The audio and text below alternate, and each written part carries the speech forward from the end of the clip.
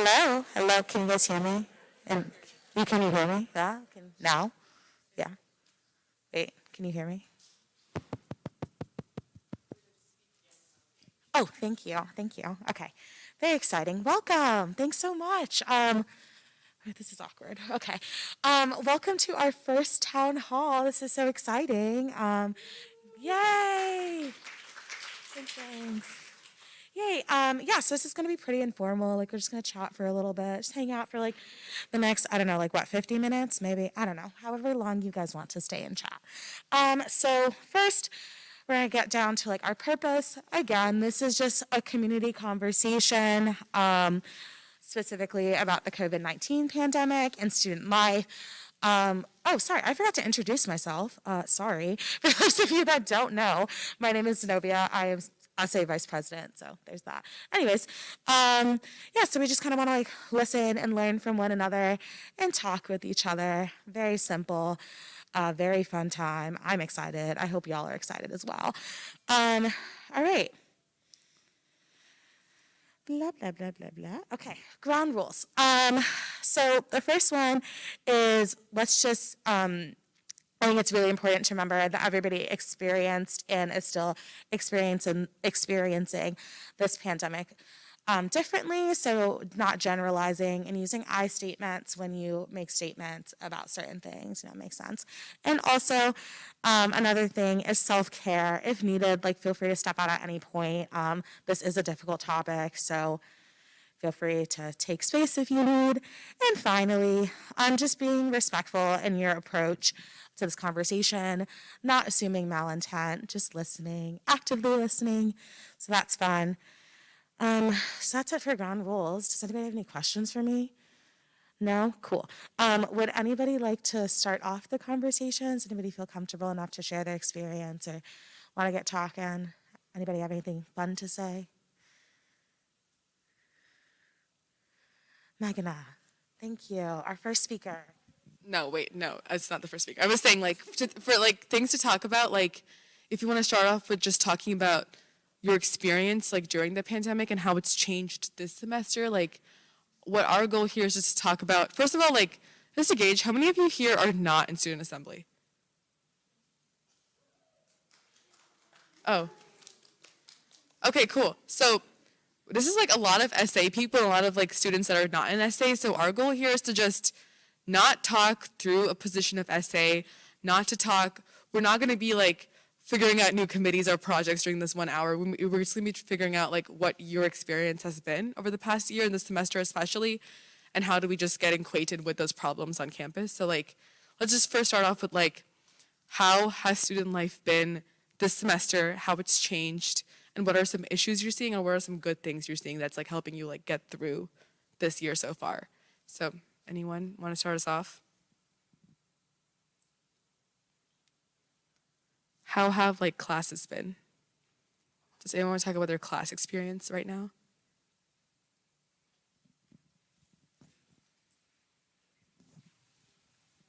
Thanks. So I think this semester has been, I will say definitely much better than last semester because we had, most of our classes are in person now. And I really appreciate all the professors still being really accommodating. I remember some people, still feel really anxious about COVID, and most of my professors, our professors, just, let them know what kind of things they are supposed to do, and they genuinely just extended deadlines for them. So I will say, like, definitely appreciate professors, and also the fact that we have to walk to classes now really, I guess, like, gets our workout done for the day. So that's a great part of it. And I will say I was just kind of confused by the initial response to the, to the COVID outbreaks. I didn't know how people were supposed to catch up with the classes if they got sick.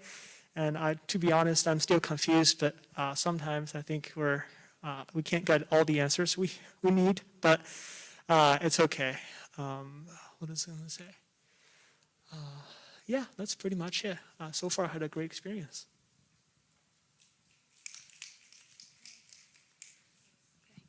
Hello. Oh, microphone. I've had a bit of a different experience when it comes to like professors being accommodating with like COVID and getting sick. Like there are some professors in like difficult classes where you really, like for example, like for me, like STEM classes where they're not willing to make a recording, they're not willing to send you a Zoom or Blackboard link, and it's like if you get sick or if you've been in close contact, it's like you should either come in or you will fall behind in this course, and I'm still struggling to catch up even though that was like 5 weeks ago. So I'm glad that you've had a good experience. I've had a less good experience. Yeah. What department was that? Sorry? What department was that? Physics. Thank you so much for sharing. Does anybody, sorry, I had a sinus infection last week. Sorry, but actually it wasn't even a sinus infection. They got it wrong. Anyways, so I was treated with antibiotics and I didn't even need those. Anyways, does anybody else have any comments? I guess one thing that I think about a lot is how we've like, before COVID, we've kind of normalized like going into a classroom when you're sick, like even if it's not COVID, like now, I like had a sinus infection and normally, before COVID, I would have like easily gone to class, but now I'm like, should I do that? You know what I mean? That's kind of interesting. I guess I'll say something. Something I've noticed, especially in like the seminar classrooms and stuff, people tend to feel a little bit more uncomfortable being in like such close, like compacted space, especially like if there's someone who might be sick or anything. Like it just feels kind of uncomfortable. But like when you're in those bigger rooms with like more space, like it's easier to space out. So I feel like I personally have felt more comfortable in those bigger classrooms and like seminar classrooms. So maybe like focusing on like classroom size, I think is something that could be important.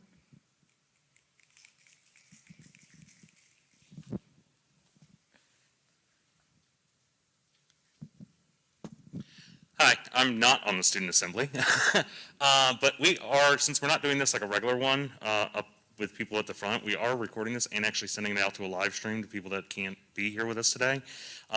So if everybody could definitely wait until a mic comes to you to start speaking so that I can get it, out to them. But also if you could stand up so we're not just staring at the back of people's heads, because I didn't know we were going to be doing this sort of thing. I would have set up on the other side. But thank y'all. Oh, well, now I'm the first one to stand up. This is kind of awkward. Anyways, I think like one of the hardest parts of this semester has been the transition to being in person, and I don't think we've really talked a lot about that, of like the emotional burnout it takes of like going to in-person classes, and we're not used to it anymore.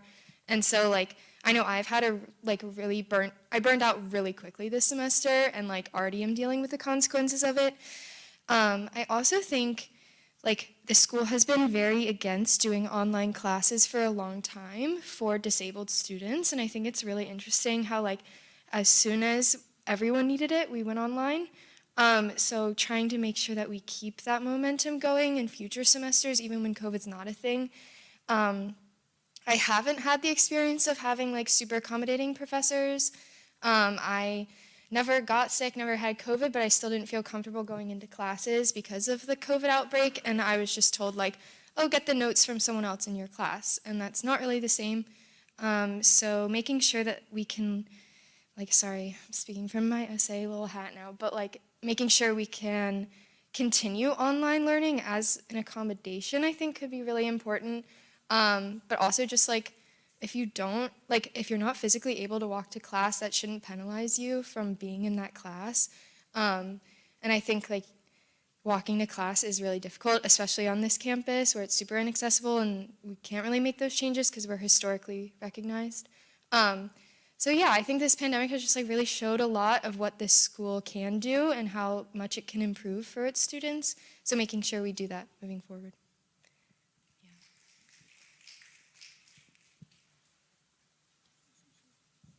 Thank you. That was a wonderful point.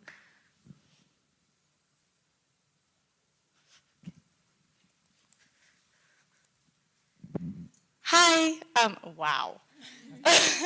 So I tested positive for COVID about a month ago, and my teachers were more accommodating to that than when I was in the hospital. I was in the hospital for the past 2 weeks because I have a disability, and so I was bedridden.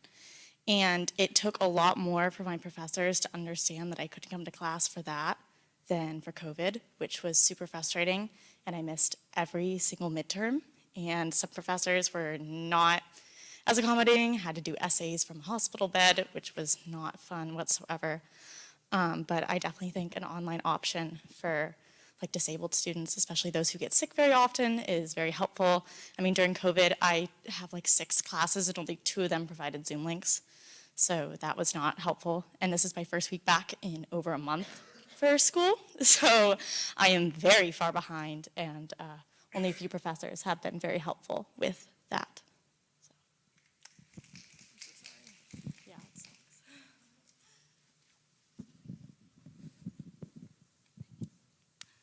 Hello. So I also had COVID, like, I would say like 3 weeks ago, and it was really bad. Like, I was in the hospital twice, and when I came back, like, during that time, I obviously could not be doing schoolwork, but the professors were just like not accommodating at all, and I got super behind. It was before there were Zoom links like required for classes, so I had to miss, and I'm still, like, I was not able to take my midterms, not only because I was like behind on all the readings and stuff, but also just because like that definitely impacted my mental health. And I think that the lack of like having a good approach to the COVID situation is just like very much taking a toll on a lot of students' mental healths. And I've seen it even with a couple of other people in my hall. So I'm sure it's like throughout the student body too, so.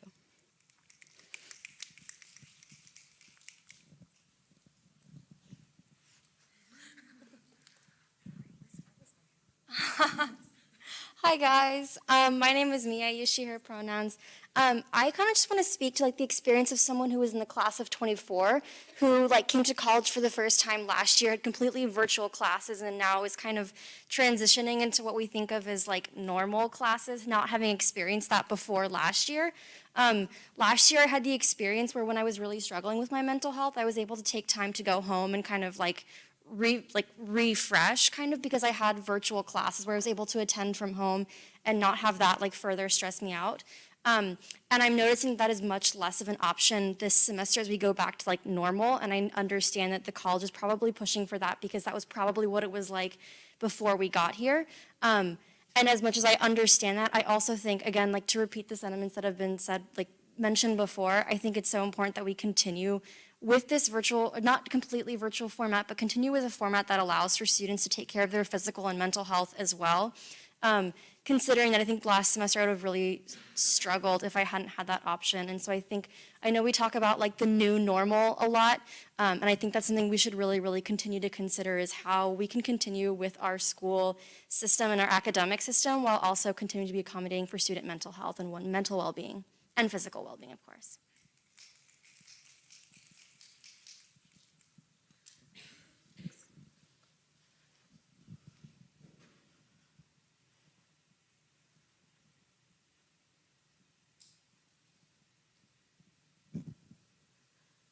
Anything else?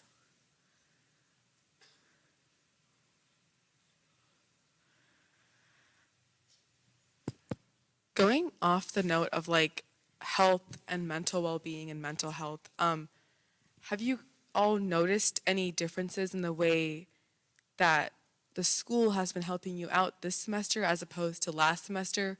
And for those that have been here for longer, like, have you noticed a difference in the services you're receiving now versus like 2 years ago before the pandemic? Like, what changes have you seen along those lines?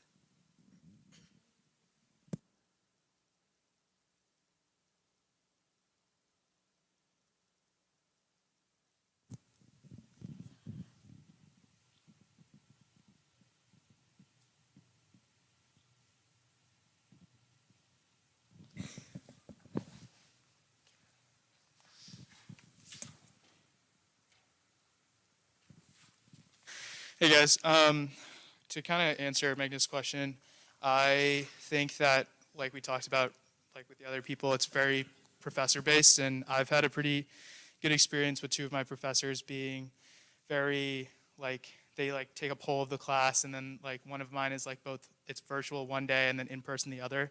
But I do see how that can be a problem on like Thursdays when it is in person. If you have COVID or if you have an issue, there's no recordings. I think when I was a freshman prior to COVID, it was kind of the same way. Again, it just depended on the class. And like that is a tough kind of pill to swallow in terms of like just get your notes and stuff like that. And I think kind of going forward, we need to kind of see if we can take remnants of the COVID solutions and kind of include it into what we're going to be doing now going forward after COVID. I think part of the problem is that professors are now like, we're back to normal, and they're going back to normal, which was prior to COVID, and that was the case. It just depended on the class. Like some of my STEM classes had recordings and then other ones just didn't. And it's like if you missed, you just had to like find notes or go to office hours or something like that. And I think that now that we got the taste of Zoom or recordings, it's like a lot harder to kind of deal with that. And I think that's really an interesting thing that we're going to have to be thinking about in terms of like, it is kind of getting close to how it was before COVID, but is that what we kind of want to go back to? Or if we want to kind of implement a sort of similar COVID environment even after the pandemic.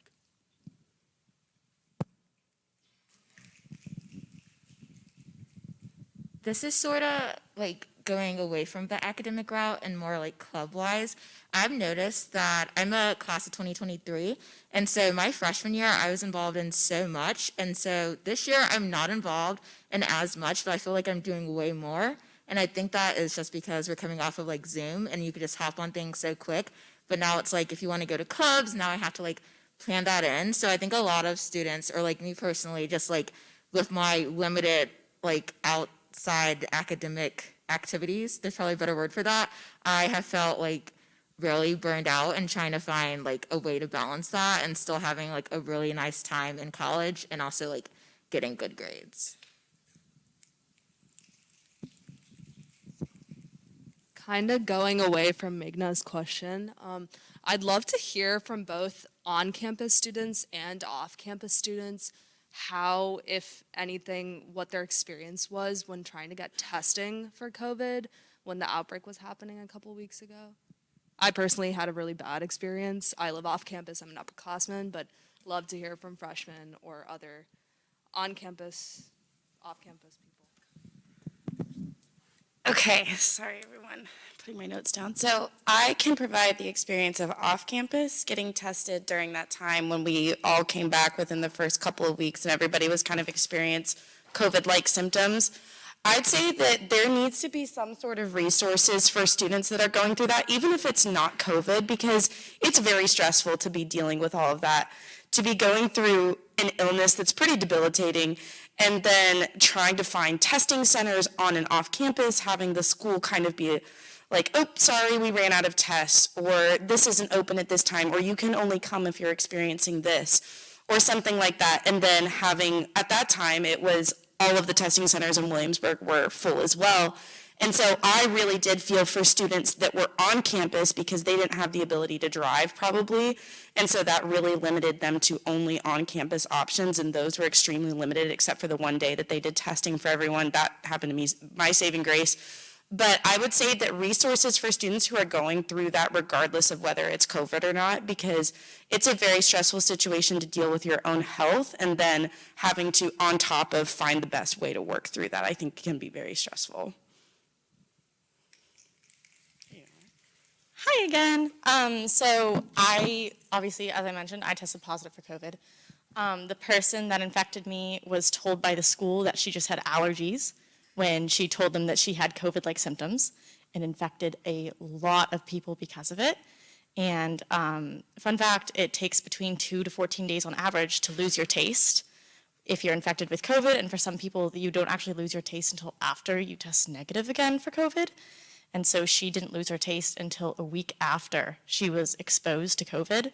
And so she infected a lot of people, and the school still refused to test her. So she had to walk herself to urgent care to go get tested. And then my whole house, we all had to get tested, but the school wouldn't test us. And because there's a limited amount of COVID tests, we had to wait 3 days to go get tested for COVID. Which was super frustrating, especially being immunocompromised. I've had a lot of friends who have the same disability that I have that have sadly passed away from COVID, and there's limited information on how the vaccination, works with people who are immunocompromised. So it was super scary because I wasn't able to get tested until 3 days after.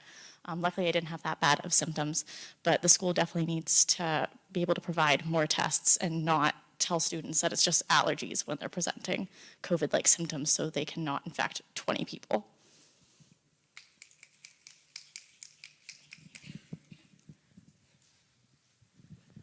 Hi.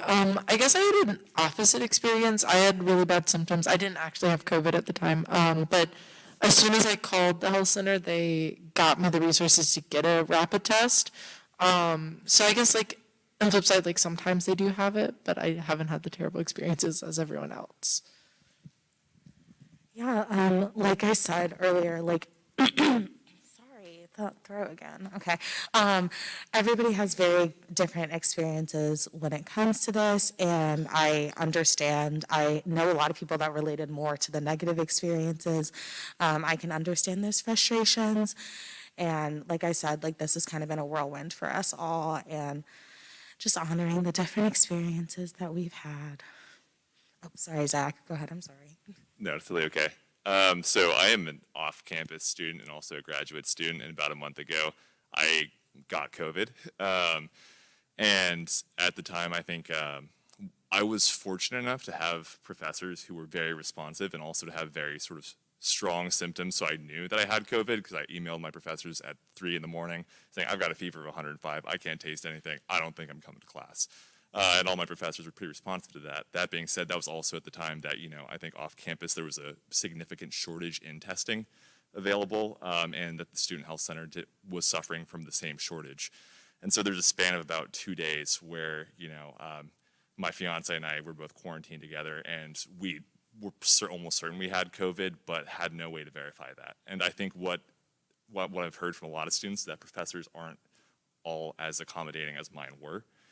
And so I think one thing that, maybe moving forward that the school could provide a little more sort of institutional support on is for those students who are not able to get a positive result, but who are doing the right thing and quarantining, right?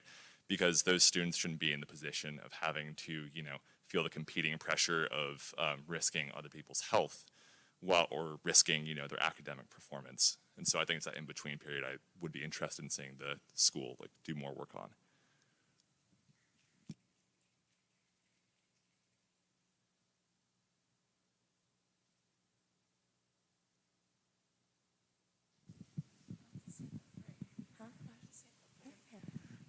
Okay, another issue that COVID kind of affected is I had to drop off a couple of meals to my friends who were quarantined off campus, like in hotels and everything, because they were told they had to like Uber Eats food, and some of them could not afford that, so I had to buy meals for them and like deliver them. So like I know that's something that a lot of people struggled with, and like the school just kind of left them hanging there.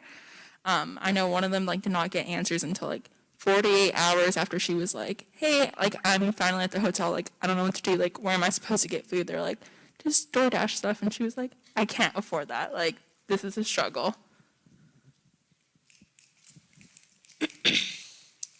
Hello, everyone.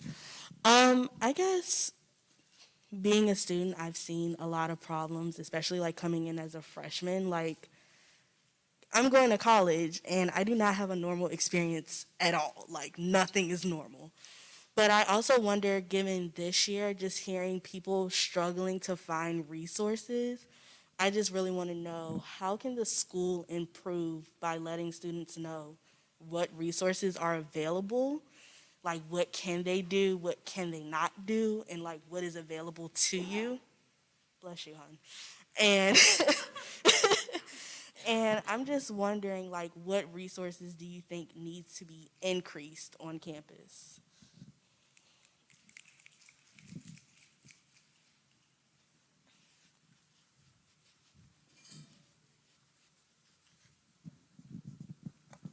Hi again, guys.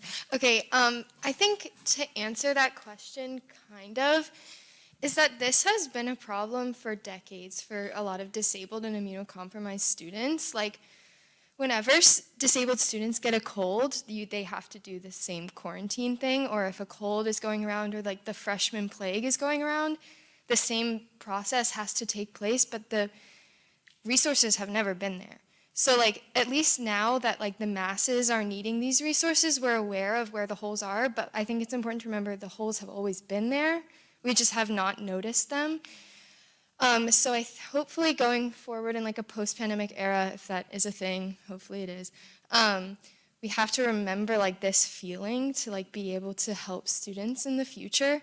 Because I know like my freshman year, when the freshman plague went around, I ended up getting pneumonia because like I'm immunocompromised, so my cold turned into sinus infection, turned into bronchitis, turned into everything, and I ended up having to miss like 2 weeks of classes, and I just was told like, sorry, like have a good time in the hospital, like, or like have a good time at home. And like I wasn't able to like get the resources. The health center told me they couldn't do anything for me. They don't prescribe antibiotics. I didn't have a car. I couldn't go off campus to pick up a prescription. I ended up walking to like the Richmond Road CVS like with pneumonia. That's not really the best like idea. And I ended up like buying a Slurpee in 7-Eleven because I thought I was gonna die, but it's fine. And so I think like now we know what other students have gone through, so like we need to keep this in mind going forward. Yeah.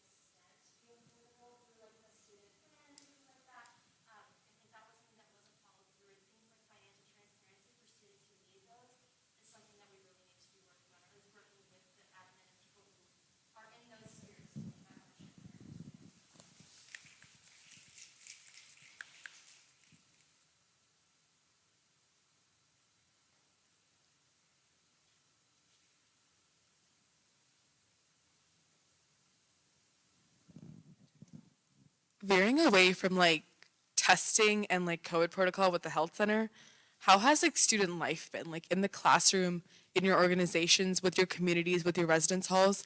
Like, have you been able to find meaningful relationships with other students, with your professors, with other members of staff? Like, how's the community been? Because I know last year we were having a lot of discussions about COVID, but also just like community.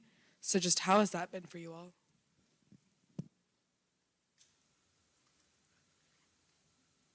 I'm a senior and I have loved being back in person. I think the quality of education is so much better. And I honestly forgot that you make friends through class. Like I've been making friends through class and not just seeing people with like the mask and being like, oh, should I say hi?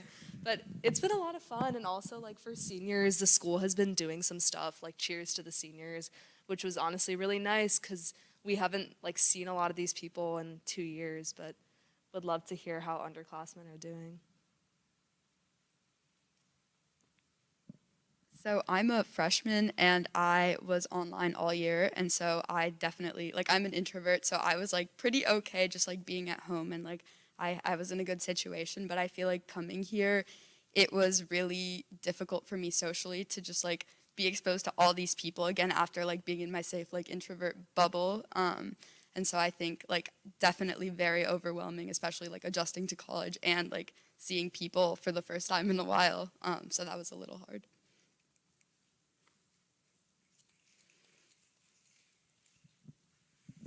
Yeah, so I think it doesn't, it's not like a one single dorm problem. I think it's true for a lot of dorms. I mean, at least from my perspective, like many people in their dorms, I mean, in the hall, just don't wear a mask. And I saw so many people like that, so I thought, They didn't have to, so I asked people, and I think I received an email from Dr. Ambler, and then she said, yeah, like everybody needs to wear a mask. I was just so confused, and I saw one person that was in my hall that didn't wear a mask. I told his friend to talk to him. And eventually, what he said was, our RA said you didn't have to wear a mask. So yeah, I've just seen so many people that didn't wear a mask, and I sometimes don't really feel comfortable. But yeah, that's.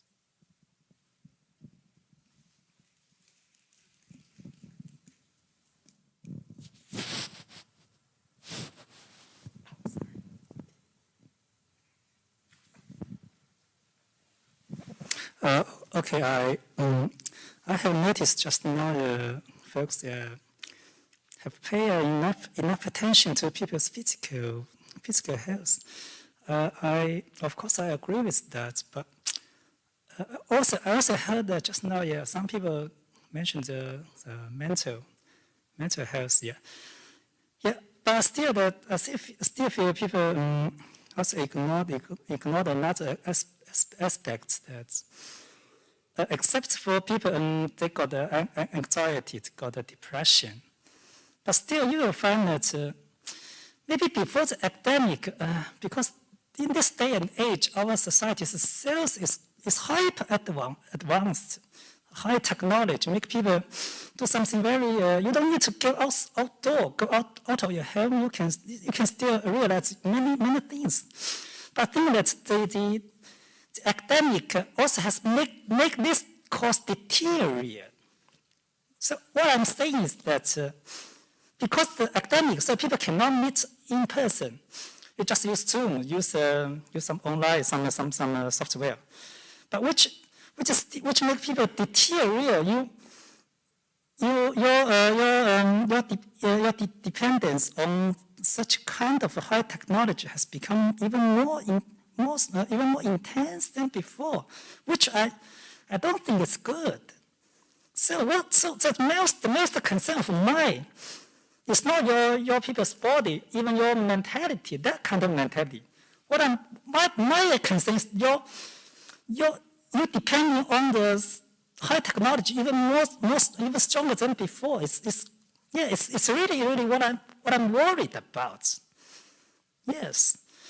Because in my opinion, I think anytime, any place, we should always keep some distance away from our society's civilization. Okay, please attention, please. Just keep some distance, not far away, not isolated. Keep some distance between. Even it looks quite advanced, quite a billion. Some online, some maybe after several years there'll still be more and more advanced. But that's a danger actually. So this academic event also make this course make people deteriorate. This symptom, okay, I call it a symptom. It is a symptom. You depend on everything just by a mobile phone. Okay, you can do many things just by this little stuff. So please pay attention, please. Don't be swollen by it. Yeah. So this is my concern. Maybe it's not.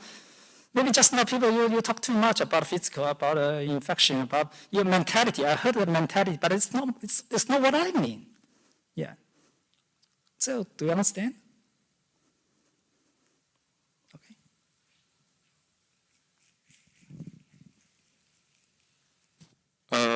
So as a freshman, I'm also trying to acclimate into William & Mary, and I know there's like so many opportunities. It feels like really high intensity, and sometimes you only see it one time on student happenings. For example, I know there was a blood drive coordinated by the graduate school last week.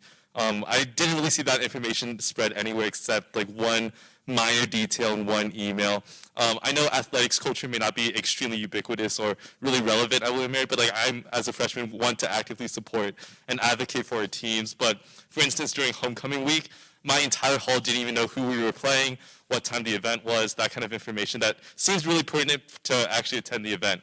So as a freshman who wants to actively get involved in the community and want to make sure that I can engage in clubs, sports, etc., it just seems kind of difficult when that kind of information is just in like the 7th line of student happenings or just on one poster. So if there's a way to easily streamline it and just make it much more visible towards the entire community, I think that's just a better way to strengthen as one tribe.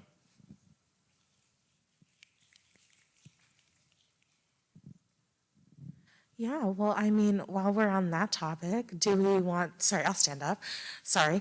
Does anybody have any comments on like communications in general, like during the pandemic, like how information is, how you receive information, how can we make sure that information is accessible, all that good stuff?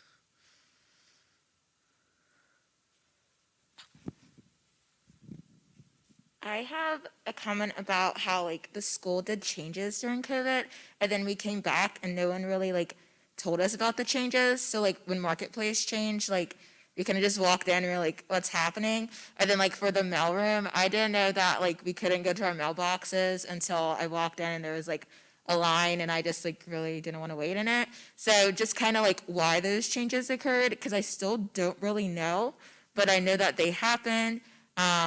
Yeah, and I just feel like the school didn't really communicate that to us.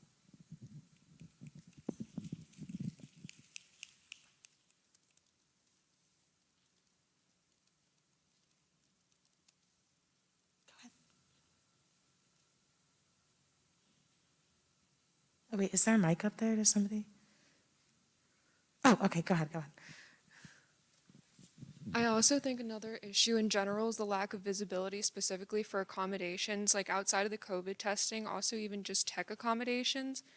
Like I feel like a lot of people have an advantage simply just because they have better tech, and especially when we were discussing how tech-based a lot of things have become, where it's like, my laptop's like, it dies easily, or like I need to bring a charger with me everywhere. There are just people with a really big step up because of the technology that they have, and I don't think it's clear enough how students can get access to better technology through the school, even just like financial aid and stuff like that. So, and even accessibility for information on what to do if you get an injury on the health center in general. Like I think it's not common knowledge what to do if you get hurt. And I've seen so many people outside of the health center on the weekends, not even realizing that they don't open on the weekends. So there's just a lack of visibility for accommodation in general.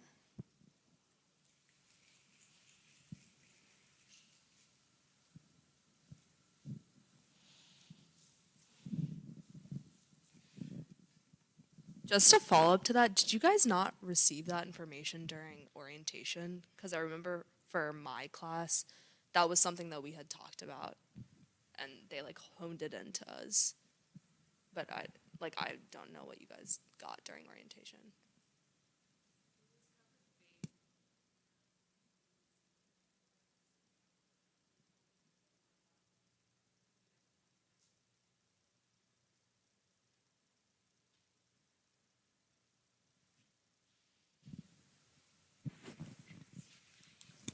Okay, I have another question.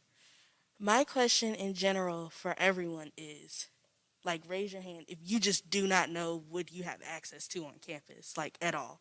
Like, no clue. You don't know who to go to. You don't know who to call, like, nothing. So, a question or something I'm working on is having students be able to know about these resources. I mean, some of them are on the William & Mary website. Like, you can Google them. Like, me being a sophomore, the amount of times I've Googled whatever I need to find and like William & Mary after it, and it's usually like the first or second link. That's one way, but I understand the website is confusing. So like, what do you guys use? Like, is Student Happenings good? Is the app not? Like, what do you guys use? What do you want to see? I think that's my question, because I don't like when people can't get the things that they need.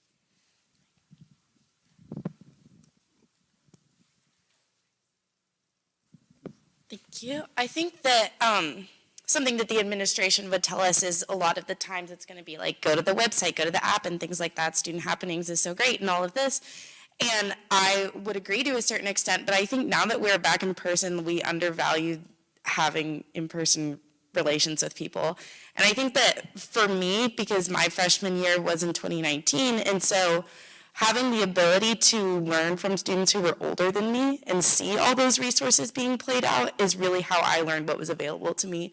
And so I think if there's a way that we can kind of streamline how those resources are communicated from students who are older and have used those resources before, is a way that it can be communicated to incoming freshmen and things like that. Because you're right, during orientation, there's a lot of PowerPoints that go up ahead of you, and it's a lot of information to take in at once.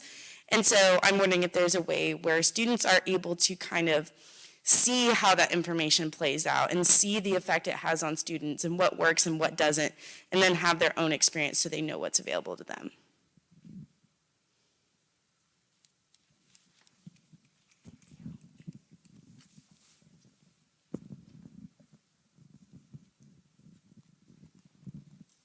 Bryce, can you elaborate on that like a little bit, or like, can we maybe open up a conversation with everyone else? Like, how would you guys want to see that? Because for me, like a senior, I would think that from orientation, even if it's like a thing on the PowerPoint, like someone would remember, like, oh, health problem, health center, like I am injured, student accessibility services. But again, that's like me as a senior, that's what I think. But in terms of upperclassmen streamlining it to underclassmen, I would think like RAs or orientation. But do you guys have any ideas, mainly opening it up to underclassmen or any upperclassmen? Kind of going on that, I was just thinking about this. I think part of the reason why information might be harder to get right now is the virtual aspect of it all. I think my freshman and sophomore year, a big part of how I learned it was just word of mouth.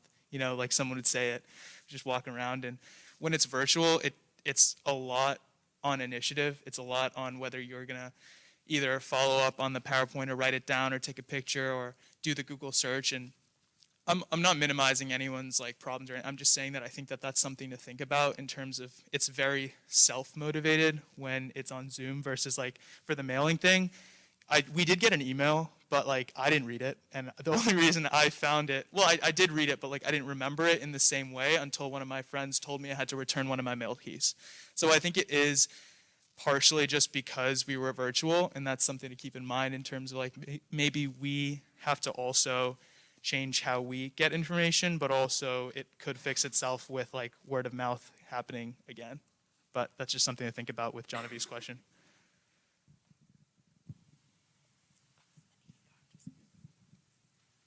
So I just wanted to talk about something, a resource I learned about and something that was worked with me. And again, I'm a graduate student, so I'm like particularly disconnected from a lot of what goes on the main campus. But I think recently, I think that like direct departmental outreach so far, like that was the thing that worked for me, right? And I think the specific example I'm thinking of was, I can't even remember the specific department at this point, but it was the Soothing Over Self-Care program. I got an email about that. And it was just essentially, they were like, hey, we're going to set up a phone call with you and just talk to you about some of the resources we have available. It's a pretty brief, succinct email from this department. And just in that phone call, I learned a lot about what is available. We have health coaching. I didn't know that was a thing, but I'm signed up for it now, and I'm very excited about that. But I do think that like direct outreach from, you know, a particular department that has those resources available might be more effective than, I don't know, I guess people just self-Googling because, yeah, I don't know. So not to be a propaganda machine for campus living, but ResLife and STEP, which is for a lot of us upperclassmen, formerly known as first year experience, they're doing a lot to get upperclassmen involved, and that includes getting RAs. It's I think they're now called transitional coaches, where it's upperclassmen helping freshmen and sophomores transition into college. And that requires something special, and that's upperclassmen who've experienced it. So if you feel passionate for this, like apply to be an RA, apply to be an OA, apply to be one of these coaches, because at the end of the day, that's how the information gets spread. Freshmen, I really say like try to form those bonds with your RAs, especially when trying to get these resources. Zenobia and I know in our manuals, we had like 6, 7 pages worth of just resources. Some of it are outdated. They're still working on it. But it's still got a lot of resources. So if you reach out to your RA, you always have the same thing, I'm pretty sure, of just a bunch of resources. Owen could confirm or deny that, I don't know. But yeah, so these pathways of like getting good upperclassmen in these positions is important. So if you're one of those people, apply. Okay, Maheen and then Wait, am I going right now? She's going first. Okay. Okay, can you guys hear me now? Okay, I think okay, sorry. I think like a common issue that everyone's kind of getting at is this oversaturation of like the resources that we have that are pushed out to students, like student happenings. We get tons of emails with tons of things that are happening, and it's just hard to read over it and kind of pick out what we need. So again, like any feedback on how we can improve that would be so helpful, especially to us in SA. So thank you. Okay, I just think everyone just needs to be, we've kind of got out of the habit of this after COVID and everything and not being in person, but like we should just not be afraid to ask questions to like each other and like make sure your friends aren't afraid to ask questions, because like I was a freshman last year, so like yeah, I didn't really pay attention to what was told to me about like resources, and which is my fault, but at the same time, you know, most of us didn't, and so I ended up not knowing a lot of stuff. But if you're just not afraid to be like, oh, like, do you know about this? They might not know, but they might know someone that knows, you know? Like, for example, like, a couple of my friends needed help from the counseling center and stuff, and, like, this is a pretty convenient example, but, like, Emma works there, and she's my big sister in my sorority. So I was like, oh, hey, I'll ask. I don't know, but I'll ask Emma. And it's just, like, even if she didn't know, maybe she would know someone. So just, like, make sure you emphasize that, like, even if you might not have seen a poster that had the answer, someone might have personal experience with it, and it's just good to get that word around when people need it.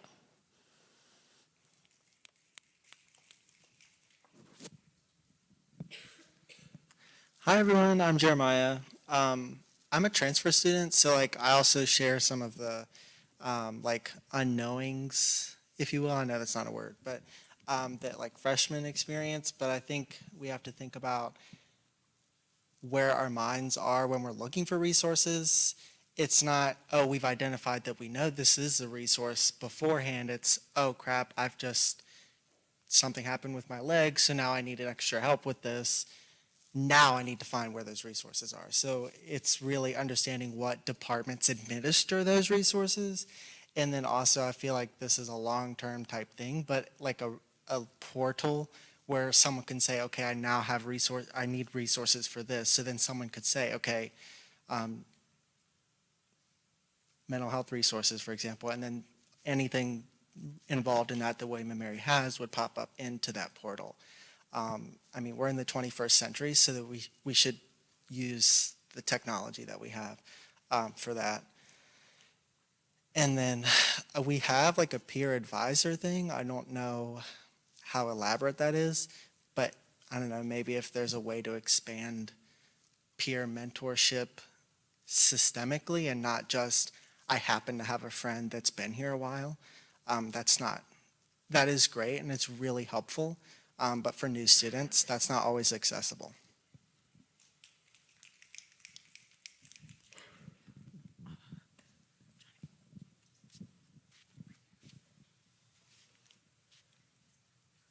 Yeah, I think Jeremiah, you brought up a really good idea, and kind of what was touched on earlier. I think our biggest asset now that we're back in person is each other, and really expanding a network. But that concept of peer advisors really just resonated with me. I'm not sure why, but like for example, I forget who asked the question when it was like, who knows about like what the resources are. I feel like a lot of upperclassmen actually knew what resources there were, and like, you know, kind of know their way around campus and are able to give that advice. Whereas a lot of like lowerclassmen or underclassmen just don't really know that stuff. And so like setting up some kind of like peer or like mentor system, I think through the school, like campus wide, I mean, that might be like a really good way to build up like community again. And also to make sure everybody knows like where the resources are. I think there's a lot of benefits to a program like that.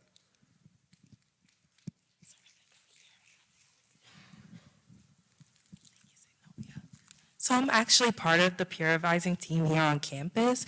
And during the summertime, we were reaching out to students and everything. And then we had an idea that we'll actually continue the peer advising program throughout the year. And so I see a lot of freshmen haven't been asking a lot of questions. And I feel like if we go ahead and implement an email or push a lot of freshmen to actually ask questions, that would be a really good idea, because I feel like we do have a lot of resources, but people don't know how to use them just yet.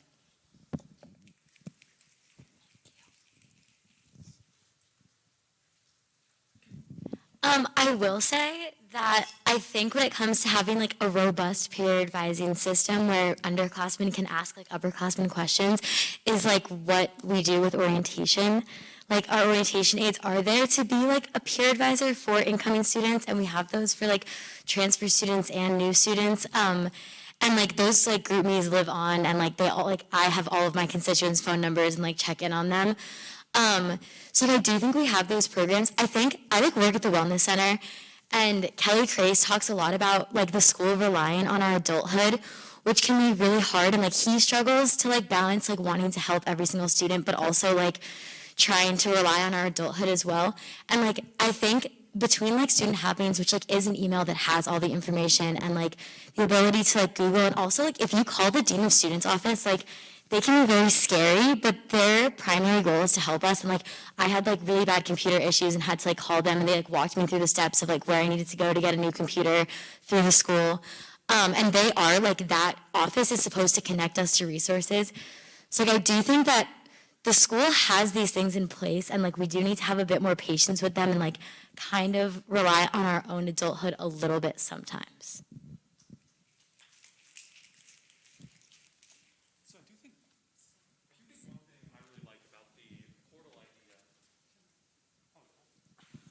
Does this work? Okay, that would do it. So I do think one thing I really like about the portal idea is that the resources are there. It's just that it's difficult to find one place where you can see what all of these resources and also updates and everything are. There's the student happenings emails, but we get several of those a week, and you have to pour through 15 different things mentioned in each one. And then there are some things that sometimes aren't in the student happenings emails. The website and the app can both be kind of difficult to use and a bit disorganized.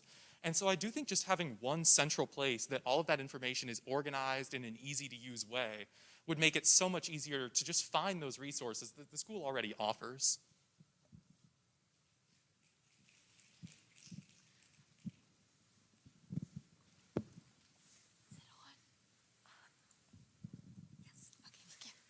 I think one resource that was really stressed during orientation for me, I'm a freshman, was the care report system, and I personally haven't used it, but other people in my hall have, and I feel like that's a good resource to use to be pointed to other resources because they get back pretty quickly, and they just give you a list of what might help you in your specific situation. So a special message from someone watching at home, one of our graduate senators, Leah, she sent me this message.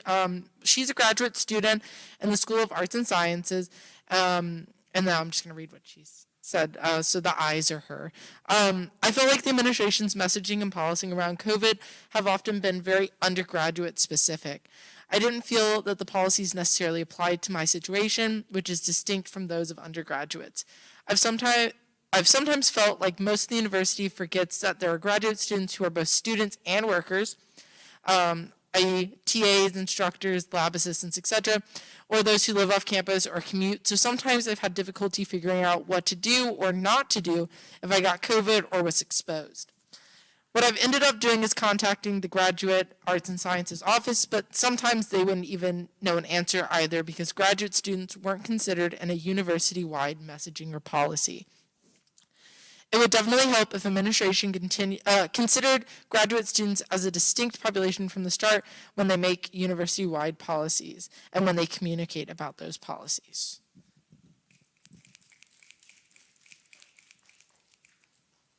Just coming back to the care report system, in my experience and having heard from my friends, it feels like based on what I know, they get back to students 75% of the time, at least in my experience, like being care reported and then I don't know if I missed the email or something, but like I really could have used resources in that time. Like I really did need it and I didn't get anything. And like I've heard from at least like one or two other friends that the same thing happened with them, where it's like someone care reported them, maybe an OA, maybe an RA, maybe a friend, and like they didn't get anything. So it works when it works, but it's not 100% reliable in my experience. Again, as part of the propaganda machine that is campus living. And care reports, I know they can get a bad rap, especially when you might not get responses. In those cases, I really do say take it upon yourself to also fill out those care reports, because if they see you are actively looking for resources, they're probably going to be more likely to do it. They try, because a lot of people can fill out care reports. Anyone can fill a care report out on anyone. And so they try their best to siphon what needs resources, what needs prioritization. So if you really need it, like please be like advocates for yourselves. Like I think that is a big message that COVID taught. Like advocate for yourselves and really try to get those resources because it's important.